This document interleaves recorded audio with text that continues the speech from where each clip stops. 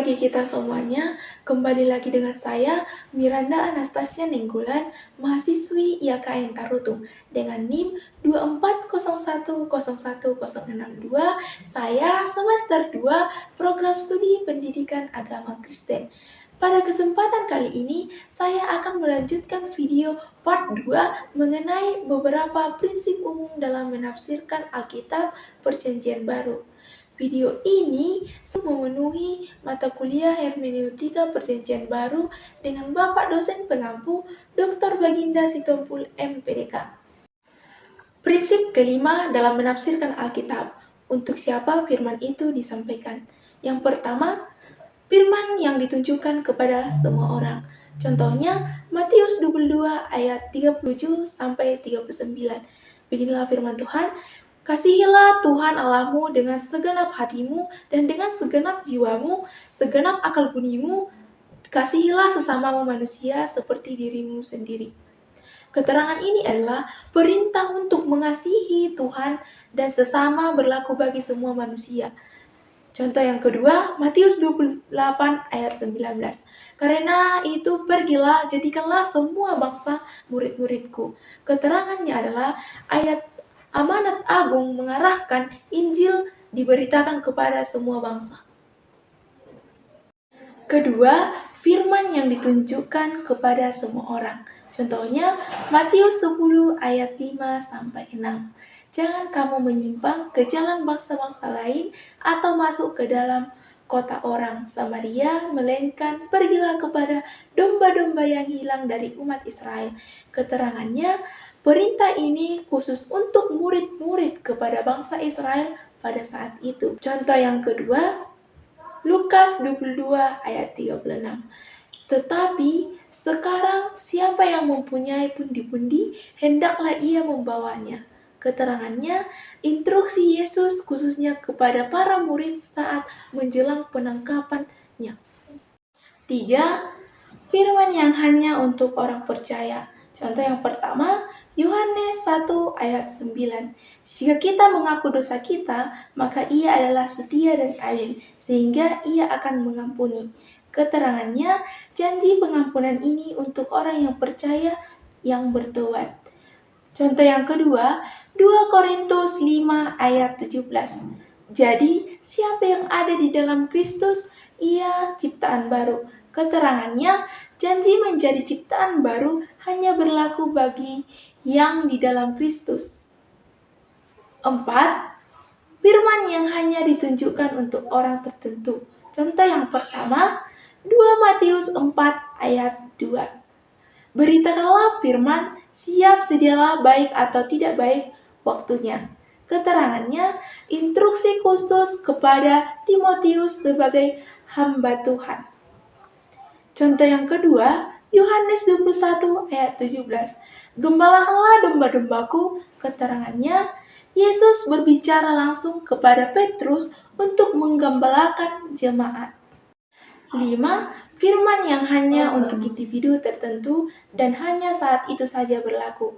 Contoh yang pertama, Matius 19 ayat 21. "Juallah segala milikmu dan berikanlah itu kepada orang miskin." Keterangannya, perintah Yesus kepada seorang pemuda kaya tidak berlaku untuk semua orang percaya. Prinsip keenam, menafsirkan Alkitab dengan topik membedakan sudut pandang Allah dengan sudut pandang manusia. Kata kunci, Yesus menangis. Dalam kitab Yohanes 14, prinsip keenam dalam menafsirkan Alkitab, membedakan sudut pandang Allah dan sudut pandang manusia. Kata kunci, Yesus menangis. Dalam kitab Yohanes 11 ayat 35. Dalam sudut pandang manusia, menangis artinya mengeluarkan air mata karena kesedihan dan kekecewaan. Berarti dalam konteks ini, Yesus sedang mengisi kematian Lazarus dan menunjukkan kekecewaan yang sangat mendalam. Dalam sudut pandang Allah, dalam Yohanes 11 ayat 11, Yesus tidak pernah menangis karena putus asa atau ketidaktahuan, tetapi dia menangis karena ia turut merasakan penderitaan umatnya yang melihat dampak dari dosa dan kematian. Ia juga melihat kurangnya iman bahkan dari orang-orang terdekatnya, seperti Maria dan Marta yang belum sesungguhnya memahami dia. Yang kedua, kata kunci mencobai dalam Kitab Kejadian 22 ayat 1 dan Yakobus 11 ayat 13. Dalam sudut pandang manusia, ketika Allah mencobai Abraham, seolah-olah Allah menggoda atau mengingini membuat Abraham jatuh. Dalam sudut pandang Allah, Allah tidak pernah mencobai manusia untuk berbuat dosa. Jadi dalam Yakobus 1 ayat 13 ditegaskan bahwa Allah tidak mencobai siapapun. Pencobaan di sini adalah ujian iman, bukan godaan untuk jatuh. Prinsip ketujuh dalam menafsirkan Alkitab, memperhatikan yang eksplisit dan implisit. Yang eksplisit berarti sesuatu yang dinyatakan secara langsung dan jelas dalam teks. Satu yang eksplisit dapat diartikan dengan implisit. Dua contoh. Contoh yang pertama, eksplisit. Keluaran 3 ayat 6. Akulah Allah ayahmu, Allah Abraham, Allah Ishak, dan Allah Yakub. Implisit atau ditafsirkan oleh Yesus dalam Matius 22 ayat 31 sampai 32. Allah menyebut nama tokoh yang telah meninggal, maka bisa disimpulkan bahwa mereka masih hidup di hadapan Allah. Artinya, ada kebangkitan orang mati. Ini menafsirkan implisit dari pernyataan eksplisit. Contoh yang kedua, eksplisit, Ulangan 6 ayat 13. Engkau seharusnya takut akan Tuhan Allahmu, kepada Dia haruslah engkau beribadah. Implisit oleh Yesus dalam Matius 4 ayat 10. Dan hanya kepada Dia sajalah engkau berbakti. Nah, Yesus menambahkan kata hanya untuk mempertegas makna eksplisit ibadah hanya untuk Allah. Yang kedua, banyak hal harus dihadapi secara implisit. Dua contoh. Contoh yang pertama, topik merokok. Penjelasannya adalah tidak ada larangan merokok secara eksplisit, tetapi secara implisit bisa ditarik dalam 1 Korintus 6 ayat 19 sampai 20. Tubuhmu adalah bait Roh Kudus, dan dalam Matius 22 ayat 39, kasihilah sesamamu seperti dirimu sendiri. Jadi, merokok merusak tubuh dan bisa membahayakan orang lain, sehingga bertentangan dengan kasih terhadap diri dan sesama. Contoh yang kedua, dengan topik perjudian. Penjelasannya tidak disebut langsung, tetapi implisit dilarang karena bertentangan dengan prinsip hidup dan kasih. Nah, tanggung jawab tidak mengandalkan keberuntungan, melainkan iman kepada Allah. Dapat kita lihat dalam Amsal 13 ayat 11 dan 1 Timotius 6 ayat 10.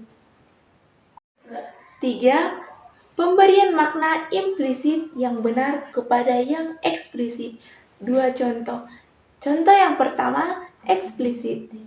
Yohanes 3 ayat 16. Supaya setiap orang yang percaya kepadanya tidak binasa. Implisit, benar. Orang yang tidak percaya kepadanya akan binasa. Ini sejalan dengan Yohanes 3 ayat 18 yang menyatakan bahwa siapa yang tidak percaya, ia telah berada di bawah hukuman. Contoh yang kedua, eksplisit. Matius 5 ayat 44. Kasihilah musuh-musuhmu. Implisit, benar. Orang Kristen tidak boleh membalas dendam atau membenci orang lain meskipun disakiti. Ini sejalan dengan Roma 12 ayat 11. Balasan itu adalah hakku. Tuhan. 4. Pemberian makna implisit yang salah kepada yang eksplisit. Dua contoh. Contoh yang pertama, eksplisit. Matius 22 ayat 30. Kepada waktu kebangkitan, orang tidak kawin dan tidak dikawinkan. Implisit atau salah. Menyimpulkan bahwa manusia tidak memiliki jenis kelamin di surga adalah asumsi yang berlebihan. Ayat ini hanya menyatakan tidak ada pernikahan, bukan perubahan identitas tubuh atau gender. Contoh kedua, eksplisit. Markus 10 ayat 18. Mengapa kau katakan aku baik? Tak satu pun yang baik selain daripada Allah saja. Implisit atau salah. Menyimpulkan bahwa Yesus bukan Allah dari ayat ini adalah keliru. Padahal Yesus sedang menguji pengertian si pemuda. Jika Yesus baik, maka ia adalah Allah. Ini bukan penolakan terhadap keilahiannya. Sekianlah video saya mengenai beberapa prinsip umum dalam menafsirkan Alkitab Perjanjian Baru. Semoga video ini bermanfaat bagi kita semua. Saya, Miranda Anastasia Nenggolan, mengucapkan terima kasih. Dadah, shalom.